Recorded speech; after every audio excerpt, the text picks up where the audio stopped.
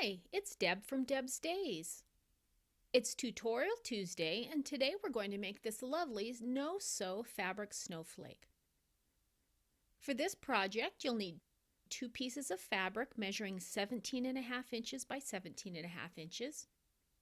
I'm using some contrasting fabric, but you can use the same color or some of the same shades if you'd like. You'll need a product called Heat and Bond. I'm using the Ultra Hold, which is the no-sew kind, measuring 17 inches by 17 inches. You'll need some ribbon. You'll also need a rotary cutter and a ruler. If you'd like to use a pair of scissors, you can do that, but it sure makes it easier for our cutting if we have the rotary cutter and the ruler with us. And you also need some hot glue. You could use fabric glue if you'd like, but I prefer the hot glue. This is actually a cooler version of the hot glue gun. This fabric's thick, probably won't burn you, but the cooler's always nice to use on these smaller projects.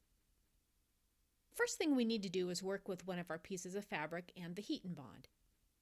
So place the Heat and Bond with the shiny side facing down on the back side of one of those pieces of fabric.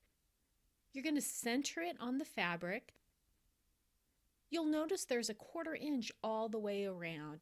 We want that on purpose.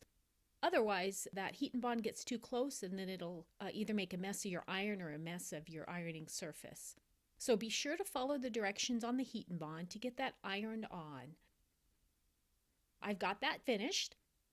And then go ahead and peel that off when it's cooled. You'll notice the fabric is shiny. So now we're going to grab our other piece of fabric and we're going to place it on that. We're going to make like a 2-sided sandwich here. So we have one fabric facing right side down, the other one facing right side up, and go ahead and iron those together.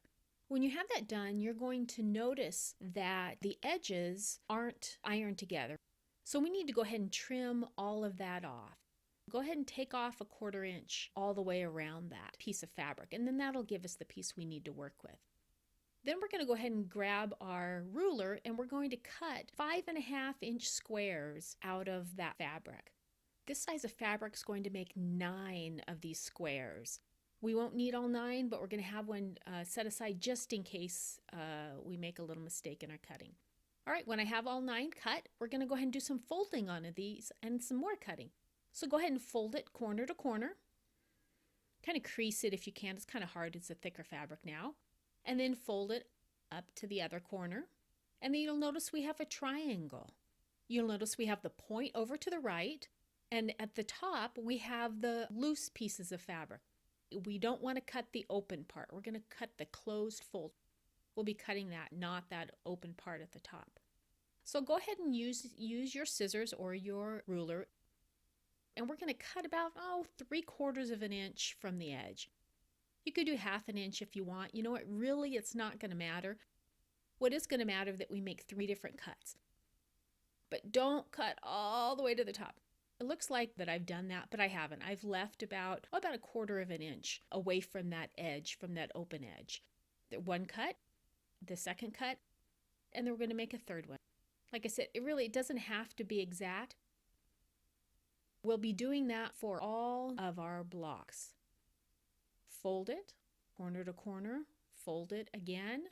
Make sure the point is over to the right, the open part is up at top, and then go ahead and make those about 3/4 inch cuts. The reason we had an extra block is because sometimes that rotary cutter gets a little away from you and it just might cut through the edge. If that happens, we have one as a spare, just in case. All right, go ahead and cut them all just like that. When we have all 9 finished, we're going to go ahead and grab one of those, and we're going to need our glue gun now. It's time for our glue. So what we're going to do is we're going to use the very tiny middle corner, and we're going to fold it over and glue it. You can either do it from the light side or the dark side, whatever you'd prefer. I just go back and forth and see which way I'm going to like it the best. So go ahead and put a little dollop of glue right there on the point. And then you're going to overlap the point, hold it down for just a moment while it cools, and then flip it over. And let's do that with the other side. Bring it over, The lines are kind of lined up. It almost looks like it's a crisscross there. It just makes it a little neater if we've kind of lined up those cuts. So get some glue there, hold it. As soon as it's cooled, go ahead and flip it over and go the opposite way again. Overlap those points. And it kind of looks like an X. And then do that on the very last piece too. If it's not perfect, it's all right. That's the great thing about this. It doesn't have to be perfect. All right, one's done. We're going to continue to do that with the other 8. So we'll have 9 total. May not need all 9, but we're going to do it just in case. Start the middle of the second one the exact same way. Make sure you start with the same color. Flip it over and keep it going. When you're done, you're going to have a pile of them. And now we're going to go ahead and line them up. I'm going to put the smaller side, the dark side to the left, and then the white, larger side to the right. I'm going to line them all up that way. It's going to make it easier when we put it together if we kind of get them organized right now. Sometimes I have to look again to be sure I do have them correctly. Go ahead and grab 2 of them. We're going to use the glue, and we're going to glue them together in the middle. We're going to make sure the blue and the white meet up right on that X that we had made. Put a glob of glue in there, line them up, hold it till it's cooled. Then we're going to attach them at the bottom.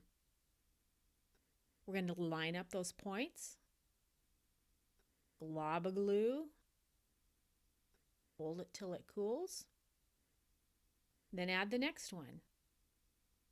Make sure you have all the same colors going the same direction. If you notice all my whites going to the right. Glue the middle, hold it, glue the bottom, and then continue gluing all the way around. I've gone ahead and stopped with 6. Since there are 6 points on a snowflake anyway, I decided to go ahead and take a look and see what that would look like if I just stopped right there with my 6.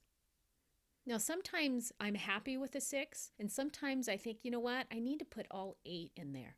Remember we had that 9th one just as a hold, just in case we needed it. I don't think I want to use 8 this time, so I'm going to stick with 6, and that's totally okay. So go ahead and glue the middle section. The bottom's already glued together because it was glued as we were going around. Hold it till it cools, and then grab your ribbon. You could take a hole punch and punch a hole in the top there, but I prefer just feeding it on through. I usually just tie a knot, and then I'll just kind of feed that knot back into the snowflake so you can't really see it. Now, if you want to use 8 points, go ahead and do it. If you want to use all 9, go for it too. If you'd like to see more craft projects like this one, don't forget to subscribe to my YouTube channel and stop by the blog at debsdays.com. See you next week with another project.